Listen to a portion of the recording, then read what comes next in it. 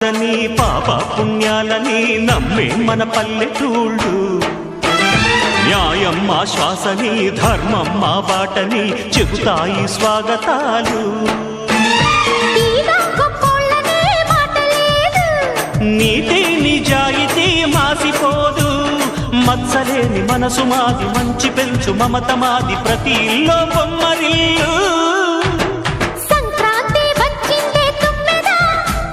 సరదాలు తెచ్చిందే తుమ్మెదా.